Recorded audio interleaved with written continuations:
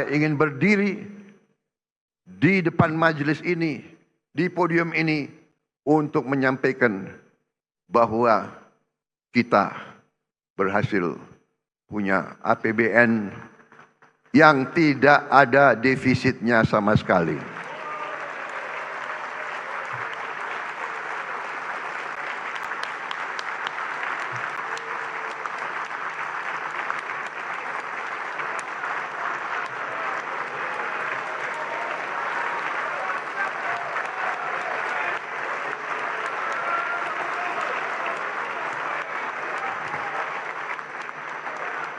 Kita harus berani.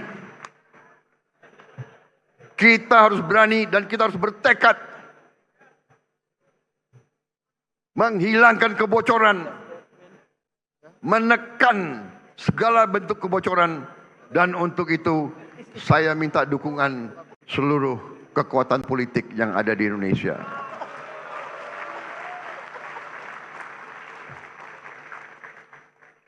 Negara kita besar, negara kita makmur. Kalau kita atur dengan baik, semuanya akan merasakan, semuanya akan menikmati. Kita akan mengembangkan pembiayaan kreatif dan inovatif yang lebih masif, sehingga tidak hanya mengandalkan APBN.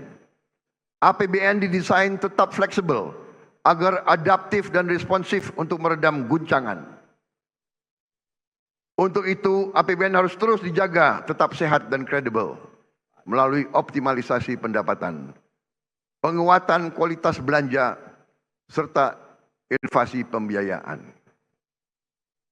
Optimalisasi pendapatan negara harus dilakukan secara konsisten. Pajak adalah instrumen untuk keadilan, untuk redistribusi pendapatan. Yang kaya bayar pajak, yang tidak mampu dibantu.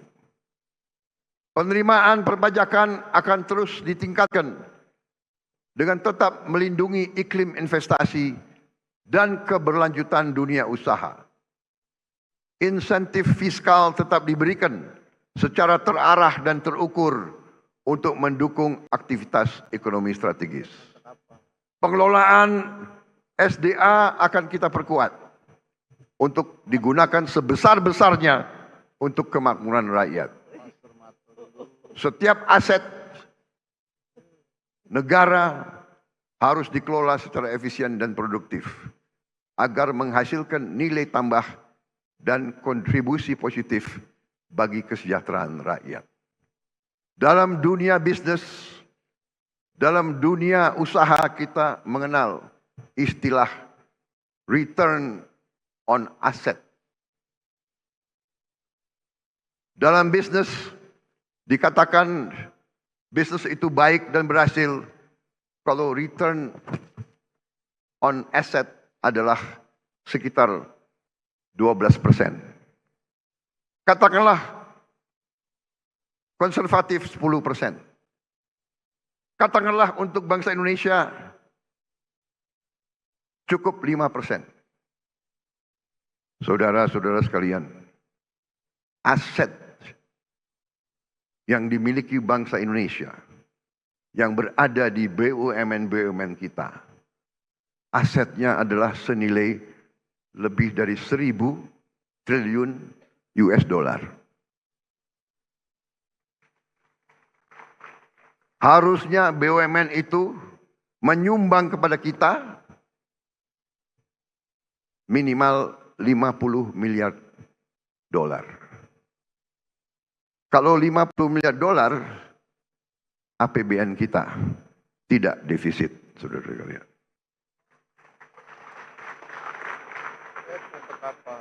Karena itu, saya memberi tugas kepada Badan Pengelola Investasi dan Antara Indonesia untuk membereskan BUMN-BUMN kita.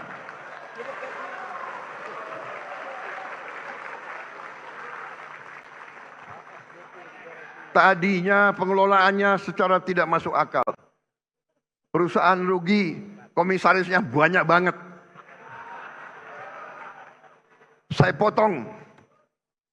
setengah komisaris, paling banyak 6 orang, kalau bisa cukup 4 atau 5. Dan saya hilangkan tantiem.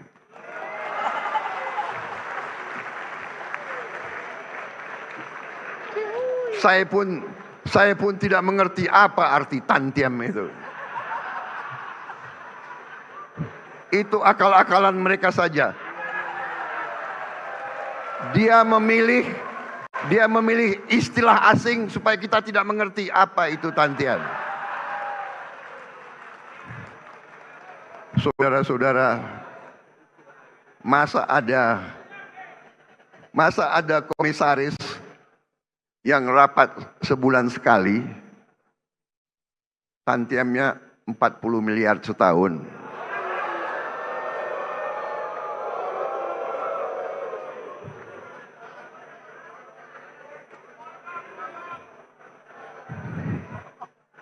Saya juga telah perintahkan ke Danantara, direksi pun tidak perlu tantiem kalau rugi.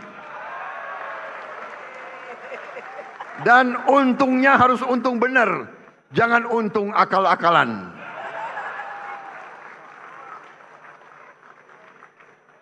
Kita sudah lama jadi orang Indonesia.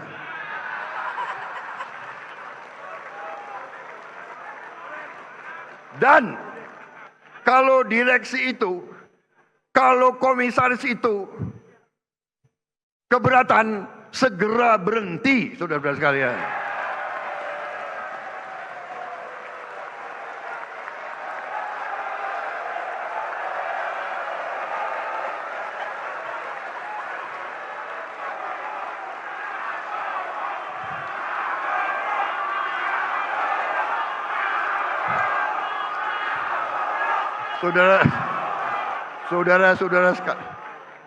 Saudara-saudara sekalian, pemilu masih lama.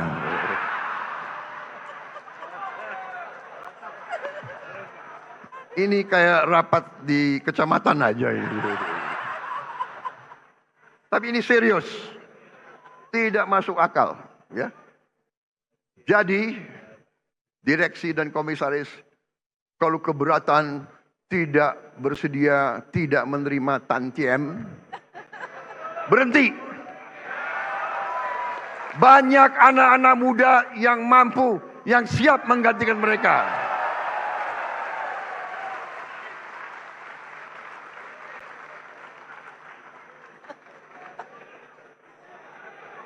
Saudara-saudara sekalian, setiap rupiah uang rakyat harus kita jaga, Jangan seenaknya main-main dengan uang rakyat, jangan seenak-enaknya. Kualitas belanja negara harus terus kita tingkatkan. Kita terus mendorong efisiensi belanja.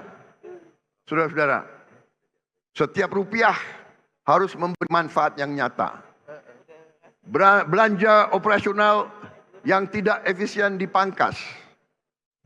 Belanja negara harus memberi manfaat, menciptakan lapangan kerja, memperkuat daya beli, dan meningkatkan kualitas layanan publik.